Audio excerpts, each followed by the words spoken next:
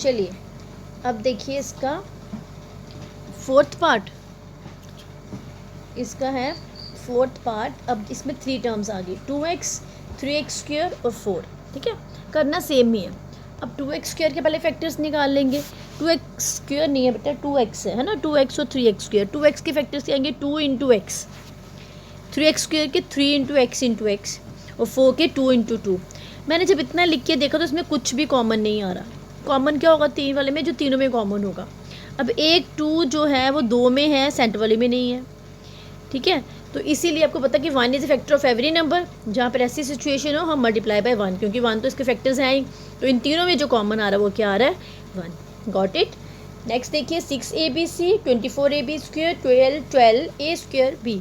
6abc, 6 को जब आप फैक्टराइज करोगे it will be 2 into 3 into a into b into c। 24ab square का 2 into 3 6 into 2 12 into 2 24 into a, b 2 times है, into b into b। अब दोनों में कॉमन जो आ रहा है वो आ रहा है एक 2 और एक 3। एक a आ रहा है, एक b आ रहा है, एक c आ रहा है। तो 2 इंटू 3 6, a b 6, तो 6abc जो है वो इसका कॉमन फैक्टर। Got it.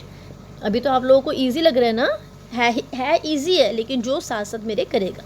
ठीक है, again fifth part is 16x cube minus 4x square 32x। तो 16x क्यूब, 16 को जब आप फैक्टराइज करोगे you will get 2 into 2 into 2 into 2। X cube means x into x into x. अब ये minus है, एक माइनस है ना, इसका मतलब कोई एक फैक्टर इसका नेगेटिव है। जब भी माइनस हमारे पास हो, माइनस किसके साथ ले लेते हैं, 1, क्योंकि 1 is a factor of every number. तो 1 के साथ हम माइनस डाल देते हैं। ओके, तो ये आ गया 2 into 2 into minus 1 into x into x. 32 को जब हमने निकाला 2 into 2 into 2 into 2 into 2, 5 times 2, क्योंकि 16 तक तो ऊपर फैक्टराइज किया हुआ था। ठीक है, अब जब सब में हमने कॉमन देखा, एक 2 कॉमन आ रहा है, दूसरा 2 भी कॉमन आ रहा है, बस जैसा 2 ही 2 कॉमन आ रहे हैं और एक x आ गया। तो आ गया 2 into 2 4, 4 into x 4x। Is it clear? ठीक है, नेक्स्ट देखिए very interesting part. 10pq 20q square 20qr और 30rp। जब 10 की फैक्टर्स निकाले तो 2 5 ज़ा 10, 2 इंटू 5 10, 10 टू ज़ा 20, मतलब 2 इंटू 2 इंटू 5, और 30 के 2 इंटू 3 इंटू 5, और उसके साथ p q था, q r था, r p था। एक 2 कॉमन है, एक 5 कॉमन है, लेकिन वेरिएबल कोई भी कॉमन नहीं, क्योंकि उसमें p है, पहले और थर्ड टर्म में p है, सेकंड में और फर्स्ट में q है, और सेकंड और थर्ड में r है। ऐसा कोई भी वेरिएबल नहीं है जो तीनों में हो। ठीक है, तो इसीलिए वेरिएबल इसके साथ कुछ भी नहीं आएगा, खाली 2 into 5 that is 10। 10 is a factor of these 3 terms. Got it. चलिए last, second last part I think, no last is 3x square y cube 10x cube y square and 6x square y square z। तो 3 into x into x into y into y into y. 10 is 2 into 5, x 3 times है तो x into x into x, y 2 times है, y into y. 6 के factors 2 into 3 into x into y into z। Clear? अब 3 जो है वो first और third term में, 3 के अलावा फर्स्ट में कोई फैक्टर ही नहीं है, इसका मतलब इससे कुछ भी कॉमन नहीं आएगा, 1 नहीं आएगा।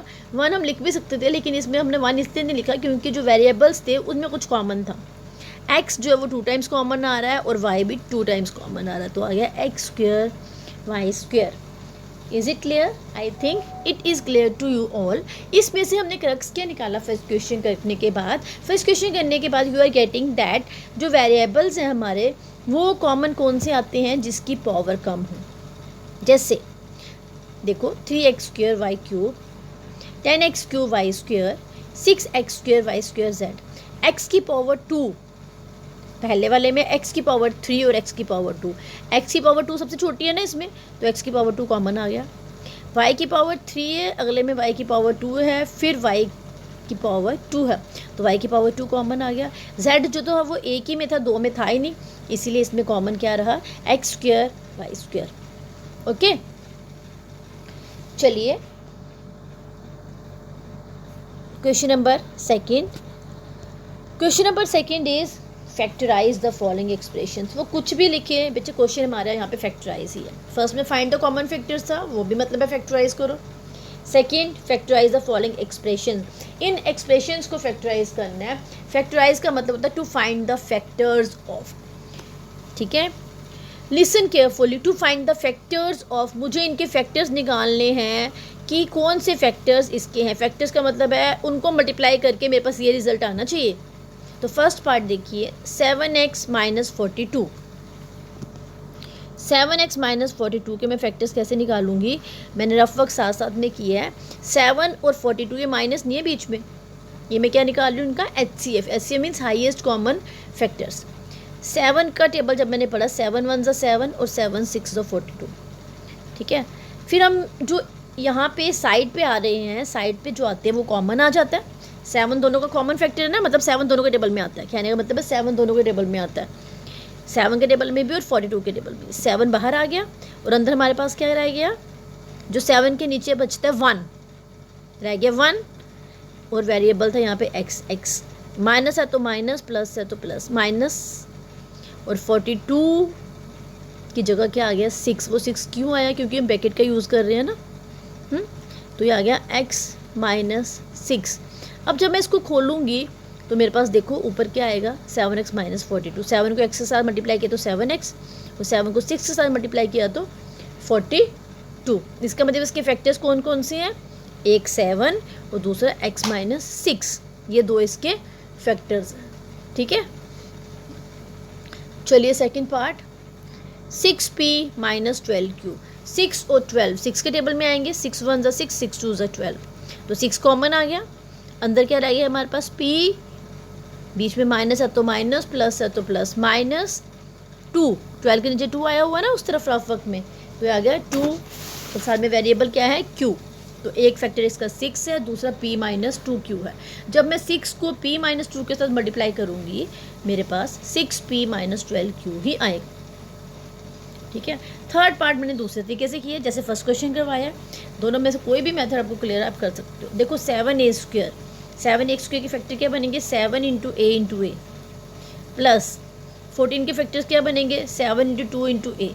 अब दोनों में कॉमन क्या है, एक 7 कॉमन है, एक a कॉमन है, वो मैंने बाहर ले लिया। 7 ले लिया, a ले लिया, तो फर्स्ट टर्म में मेरे पास खाली a बच रहा है, वो a लिख दिया, बीच में प्लस था तो प्लस लिख दिया।